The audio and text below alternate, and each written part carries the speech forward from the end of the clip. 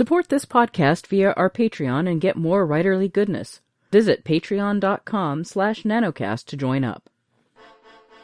Welcome to NaNoWriMo Every Month. My name is J. Daniel Sawyer. I'm the author of some 20 books, 34 short stories, and numerous articles and other things, and I am your guide on this journey to use NaNoWriMo to level up to professional output levels. Welcome to The Questions, Episode 72. Today, Melisa asks, short stories. I've been using them to practice techniques, point of view, description, etc., but I hear everyone talk about submitting them. Now, I'm pure indie. I have my books up and selling, and I'm working on a series of novelettes/novellas, they haven't decided their own length yet, that I'm hoping to finish soon. But is there a good reason to go through the trouble of submitting to various publications? I mean, you don't really make any money from it, and while I don't mind criticism, part of the reason I'm indie is I don't need others to reject my work to make me feel like a success. So what value is there in submitting? Right now, the only one I see, and it is tempting me a bit, is with 3 sales I qualify for SEFWA membership. Thoughts? Opinions? Ridicule? Well, Melisa, before I get to the meat of this, first off, a comment on novelettes and novellas. There aren't a lot of markets that pay very well that will accept them. Basically, once you hit 20,000 words, you've hit the hard ceiling of most serial markets. And the further you get over 10,000, the harder it is to get a sale. It's not that it doesn't happen. It happens quite frequently in terms of, the number of stories that are bought.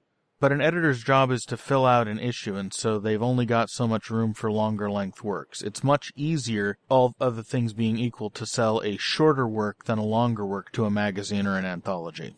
And that has to do with the editorial rationale, budget considerations, things like that. So if you're over 20,000 words, you don't even want to bother, because there's literally no one on the planet now that's including works that long in their publications as a matter of course. If you get a special offer, that's another thing entirely. But as far as the value of submitting, the value of submitting is not to collect rejection notes. Rejection notes are a proxy to let you know how you've been working the system. The value of submitting is in the sale. If you sell a story into a paying market, and it should be a pro-rate paying market, you shouldn't be selling first-run stories to publications that don't pay pro-rates, because that's a lot of time and effort for not a lot of payoff. And publications that don't pay pro-rates are either reprint venues, in which case you can submit them after you publish them yourself, or they are of such a niche appeal with such small audiences that they're probably not worth your time to worry about. The real value in selling stories is that you're basically getting paid to advertise. If you sell a story and it winds up in a publication with a decent-sized readership, that publication is paying you for the privilege of showing your work to their customers. And this will expose you to a wider audience, and it's basically free money, because as long as you're not signing a bad contract, there's nothing to then prevent you from publishing the work yourself once the exclusivity period expires. You do want to be careful about your contracts, and as you're looking at potentially SEFWA membership, using their model contract is a good guide, because they're pretty stringent about the kinds of contracts they'll accept as qualifying. I'm not a huge fan of SEFWA. They try very hard, but they never did a hell of a lot for writers, and in today's world of indies, they do even less. However, the 2 things that they offer that are of value is the networking advantages of being able to hit the SEFWA suite at conventions without having someone else sign you in.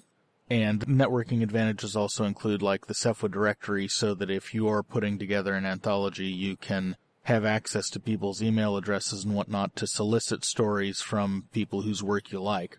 So there's those networking advantages, and then there's also, I believe they're currently offering a group health plan, and if you don't have health insurance elsewhere, that's a nice thing to have access to.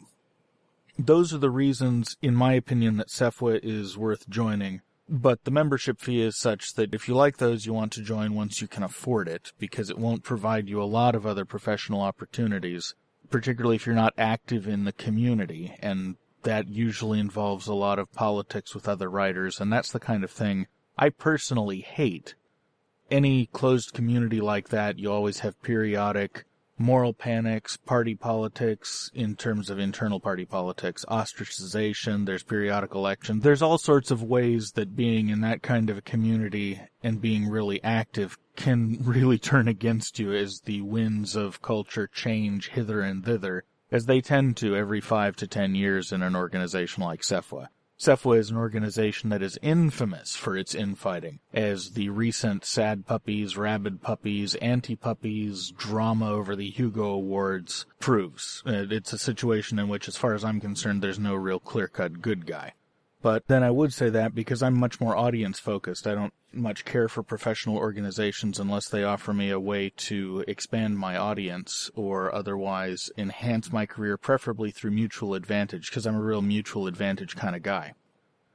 However, getting paid to put your fiction in front of new readers is a very worthwhile endeavor, and anything you can do to raise your profile while getting paid for it is something worth considering. Depending on your strategy, it might not be right for you.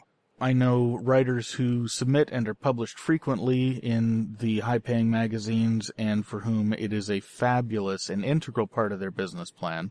I know other writers who have used their short stories as a draw to their blog and put up a free short story a week or a free short story a month with buy links at the end and then pull it down once the time period expires. And they've found that that is a fantastic way to attract new readers as well.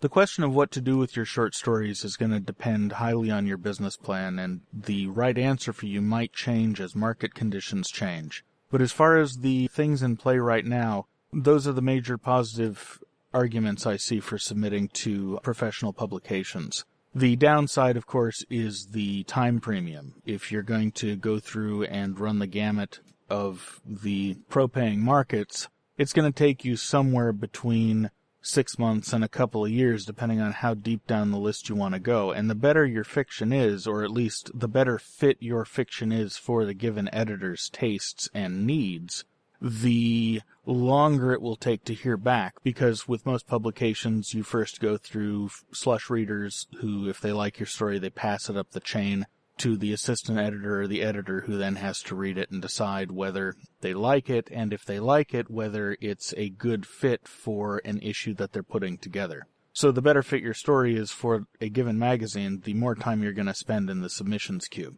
And that's true everywhere with magazines, anthologies, the whole bit.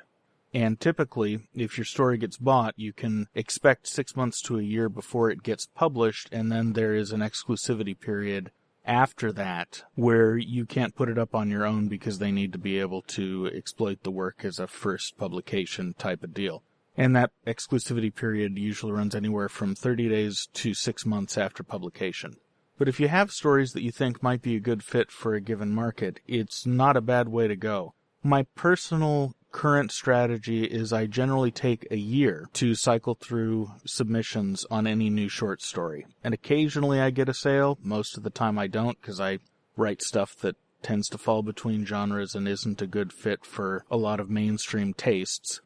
So make of it what you will. I hope that helps. It's less complicated than it sounds at first, but it was a really good question, and thank you very much for sending it in.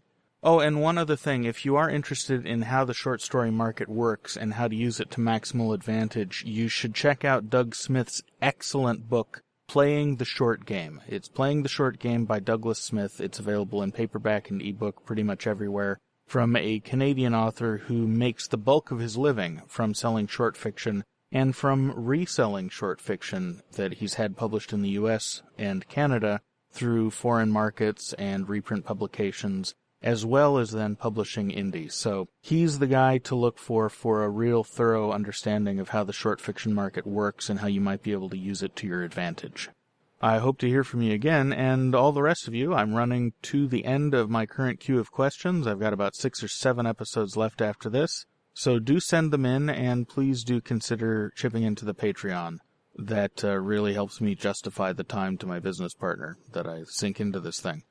So with all that said, I'll see you tomorrow.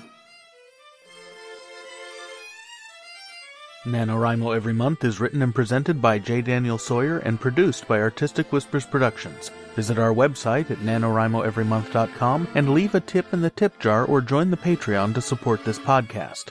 NaNoWriMo Every Month is copyright 2016 by J. Daniel Sawyer and Artistic Whispers Productions and is released under a Creative Commons Non-Commercial Attribution No Derivatives license.